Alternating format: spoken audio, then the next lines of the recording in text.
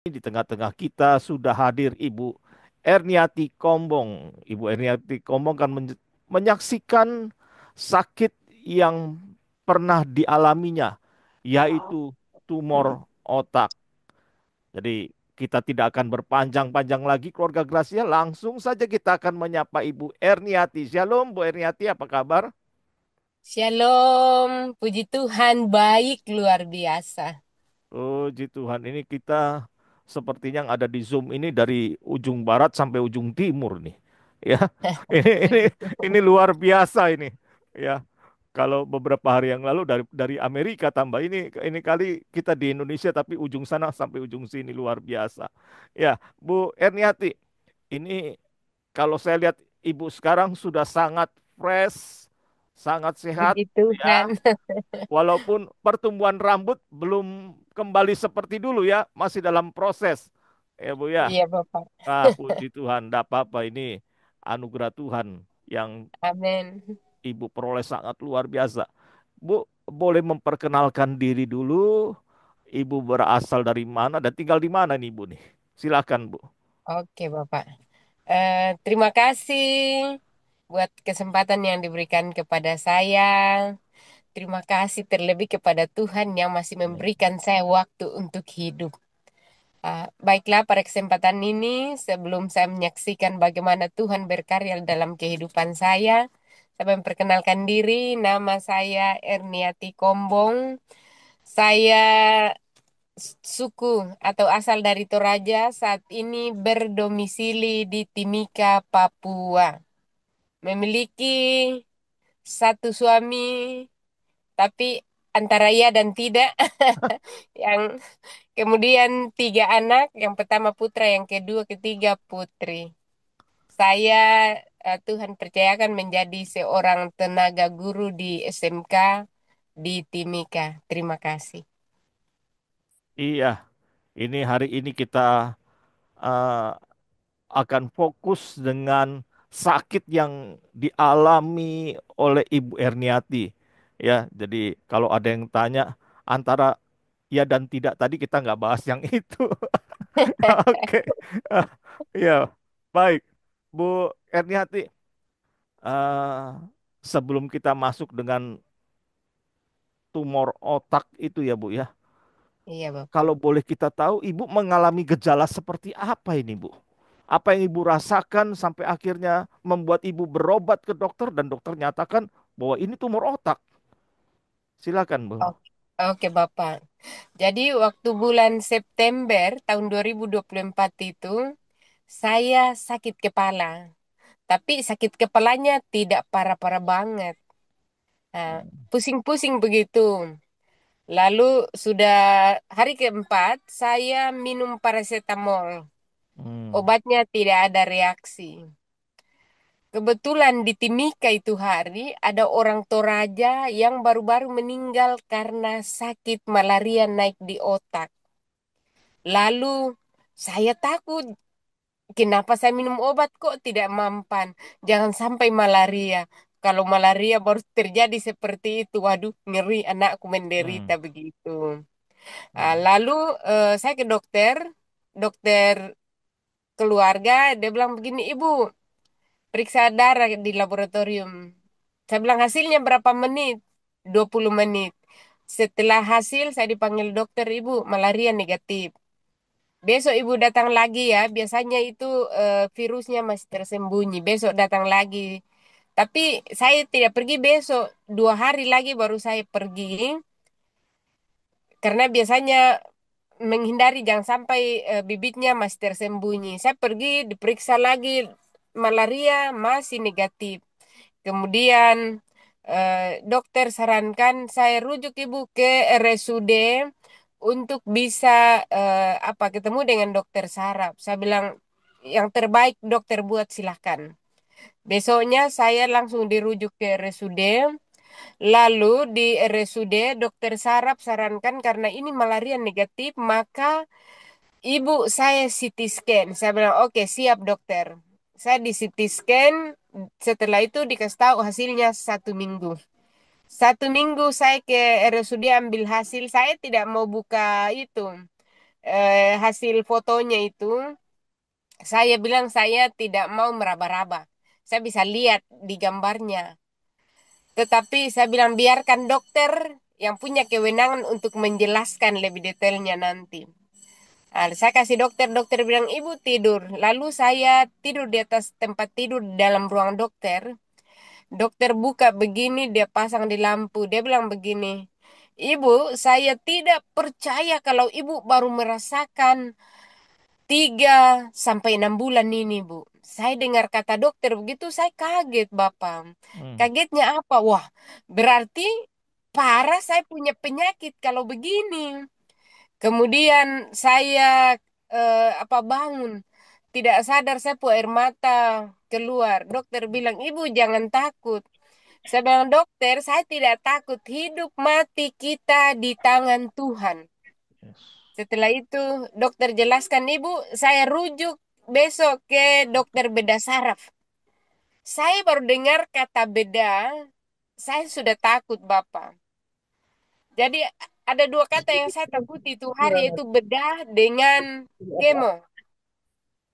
Lalu saya bilang, aduh, iya sudah dokter. Yang terbaik ibu buat silahkan. Besoknya saya menghadap dokter bedah saraf. Halo, Ya. ya, sorry Bapak. Besoknya saya ke dokter bedah saraf. Lalu dokter bedah saraf bilang begini, Ibu, solusinya beda. Saya menangis. Saya bilang, dokter, tidak ada solusi lain, kah? Dia bilang, ya, yang terbaik beda. Kenapa saya takut, Bapak? Setelah saya dari dokter, apa itu, dokter saraf, saya pergi ke sekolah setiap hari. Saya pergi ke sekolah. Saya teman-teman bilang begini, yang notabene juga seorang pelayan Tuhan. Dek, jangan kamu dioperasi. Saya bilang, kenapa?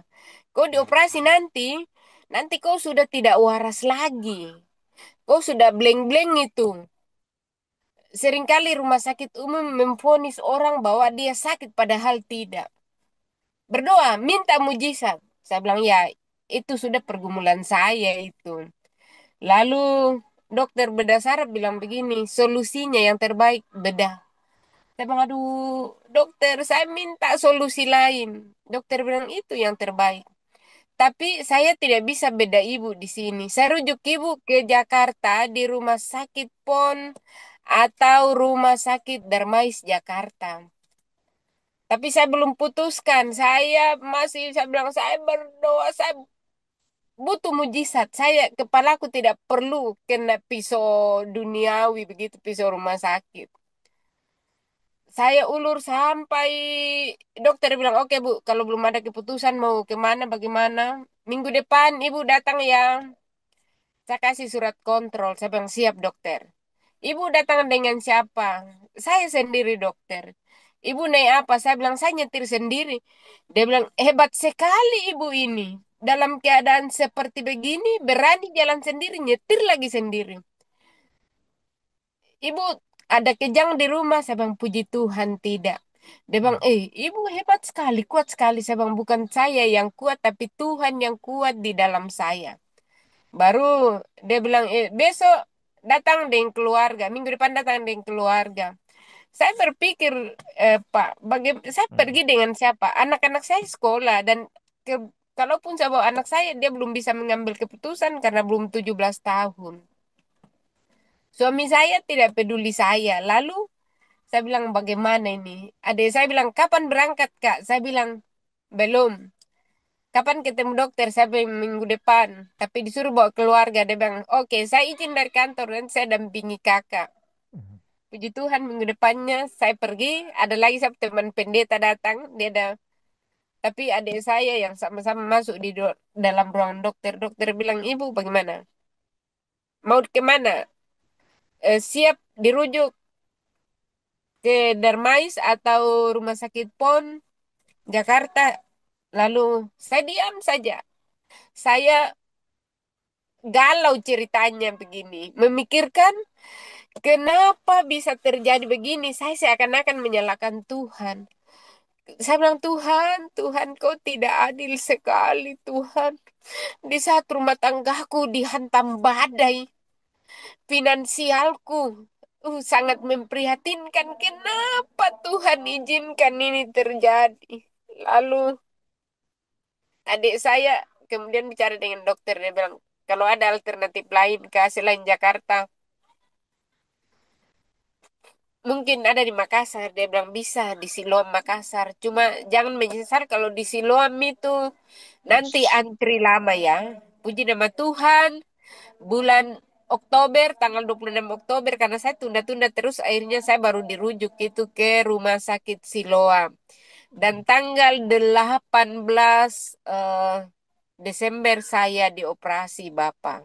Nah, dalam penantian operasi, apa yang saya lakukan? Saya berdoa, saya ambil puasa, saya apa yang paling menonjol itu saya galau, Bapak. Saya stres. Hmm. Memberontak kepada Tuhan. Tuhan kok izinkan ini terjadi di tengah-tengah kehidupanku yang tidak menentu begini. Lalu setelah itu ada tawaran-tawaran dari dunia lagi. Ada tetangga saya yang juga mantan majelis gereja di Panaikan di Makassar. Dia bilang, Ibu, selain kau berobat ke sini, sudah kemana saja? Saya bilang, belum. Saya hanya ke rumah sakit. Dia bilang, ada di Toraja, obat kampung. Saya langsung tembak. Dukun ya, Bu. Dia bilang, ya dukun juga Tuhan pakai. Saya dengar kata begitu, Bapak. Rasa mau tertawa.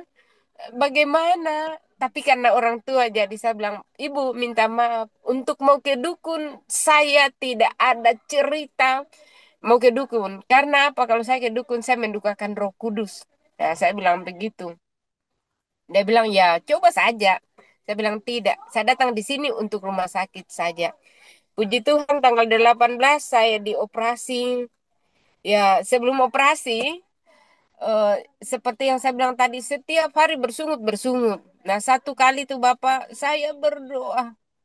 Roh Kudus ingatkan saya, ketika bangsa Israel keluar dari tanah Mesir, dosa yang Tuhan paling benci adalah dosa persungutan. Saya kaget, Bapak. Saya menangis. Saya bilang, Tuhan, ampuni saya. Selama ini saya bersungut karena saya pernah berdiri di lantai 2 rumah sakit Siloam. Saya lihat sekeliling ke pantai ke sana. Saya bilang, Tuhan, kenapa saya dibawa di tempat bodoh seperti ini? Saya butuh mujizat Tuhan, tapi kenapa Tuhan izinkan ini terjadi? Saya harus dioperasi. Lalu itu pun juga di Makassar sama sih undur-undur. Saya mau dioperasi. Saya bilang, saya butuh mujizat Tuhan tanpa kena pisau operasi.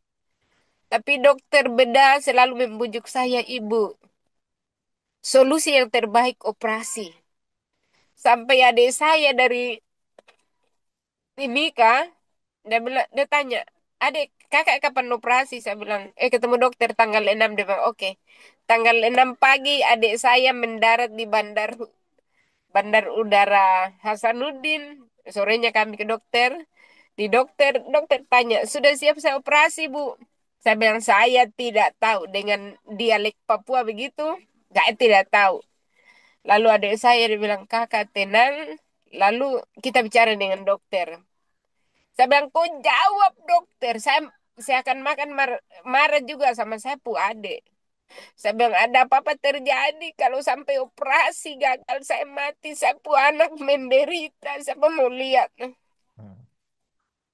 Lalu apa akhirnya diputuskan dokter tanggal 18 setelah sepakat dengan saya punya adik. Saya bilang oke sudah kalau begitu, puji Tuhan tanggal 18, sebelum tanggal 18 saya iman masih turun naik begitu Bapak. Lalu ada saya teman pendeta dari Timika, dia WA saya, dia video call, Dek bagaimana kabarnya? Saya bilang saya galau. Kenapa galau? Saya bilang saya takut operasi. Dia bilang begini, jangan takut.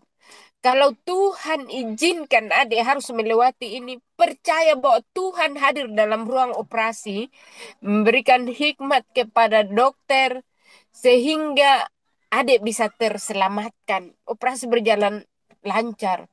Jadi semangat ya, saya bilang oke Kak siap. Ah, besok dia lagi di video call, dia bilang, Dek, bagaimana kabar? Saya bilang, oh semangat, bukan semangat 45, tapi semangat anak Tuhan. Dia bilang, itu Amin. mantap. Akhirnya puji Tuhan, saya dioperasi tanggal 18. Ya, aduh, sebelum operasi juga dokter bilang begini, Ibu, nanti kalau dioperasi itu mungkin 2 atau 3 hari baru Ibu siuman. Wah, saya pikir begini, yang mau jaga saya di rumah sakit ini saya punya kakak dari kampung dan dia tidak dengar penjelasan dokter. Nanti dia kira saya sudah mati kalau begini.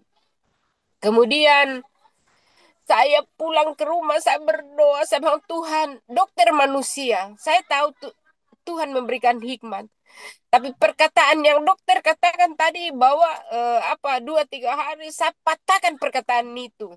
Saya percaya bahwa ketika waktunya Tuhan izinkan saya sudah siuman, pasti saya sadar. Puji Tuhan saya dioperasi Bapak dari jam 10 pagi. Di hari Selasa itu dari jam 10 pagi sampai jam 4 sore. Lalu setelah itu masuk di ICU. eh, Malam itu saya sudah sadar, tapi mata tidak bisa buka, berat sekali. Hmm. Tapi saya ini begitu-begitu. Lalu dokter beda, saya sudah ingat suaranya karena sudah berapa kali ketemu.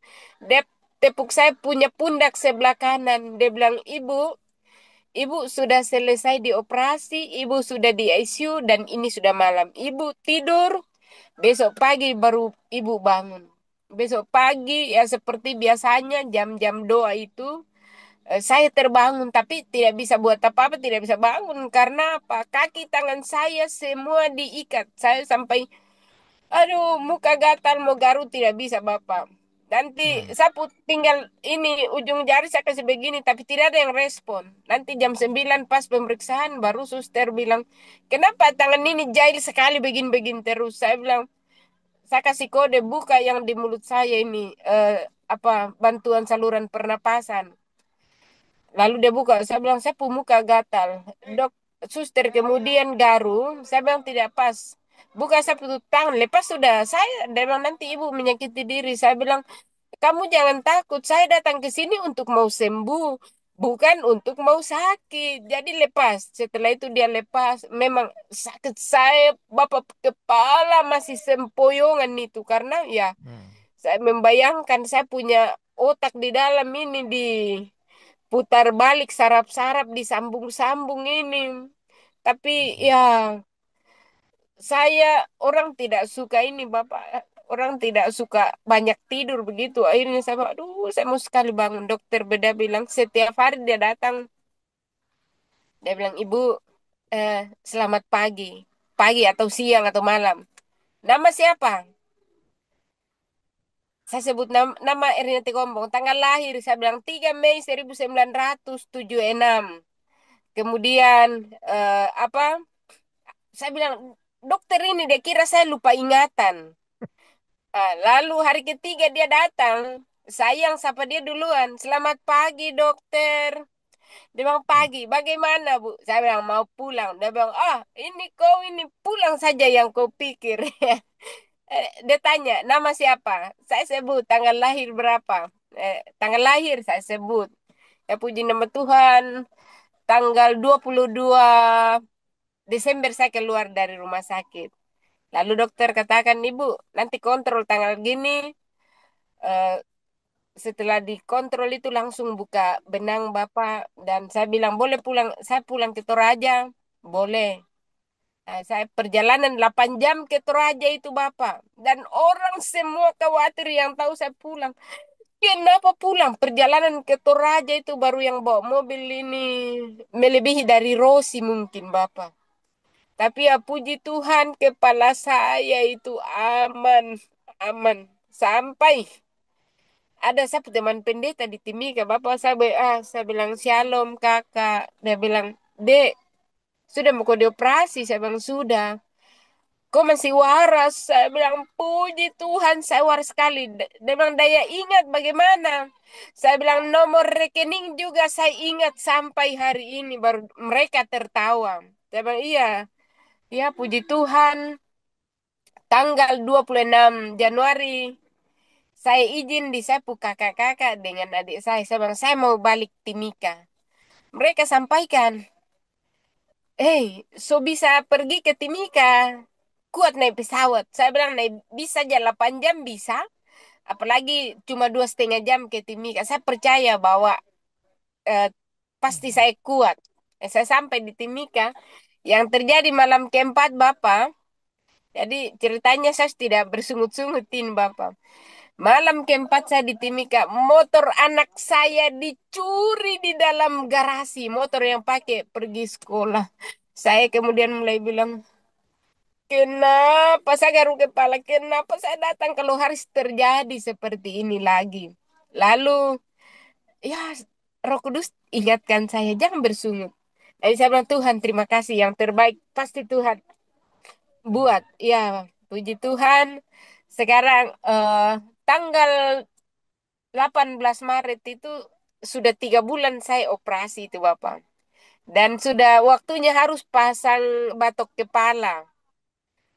Saya ke dokter, minta rujukan. Dokter beda saraf tidak mau kasih. Alasannya ya tidak ada rujukan balasan. Saya berusaha menghubungi Siloam, ada tapi bukan itu yang dia mau. Kemudian saya sudah pasrah Bapak. Saya bilang, tanpa batok kepala Tuhan punya batok sorgawi. Sampai Nah, saya pun anak kecil itu Bapak. Saya pun anak kecil yang kelas 4 SD.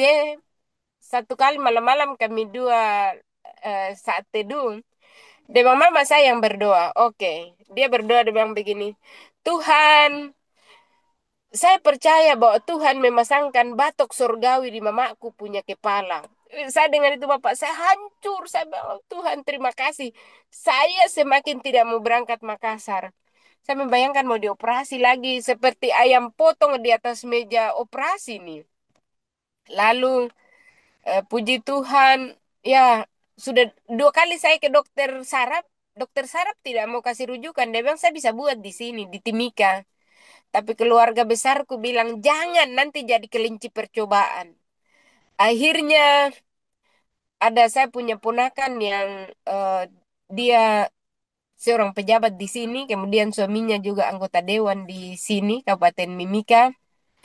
Dia telepon kepala BPJS Timika. Kenapa kamu dokter tahan? Kamu tahu setiap bulan kamu makan kita pu gaji. Tanteku juga itu orang pintar. Saya belum dokter itu pintar. Tanteku duluan pintar daripada dia. Saya mau jangan bicara begitu, saya malu. Dia bilang begini, tidak.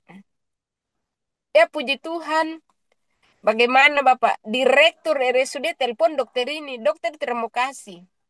Akhirnya langkah itu ponakan saya telepon kepala BPJS. Dia marah kepala BPJS. Dia bilang, iya sudah kakak jangan marah, saya bukan saya kok pelakunya. Kemudian kepala BPJS telepon dokter beda saraf.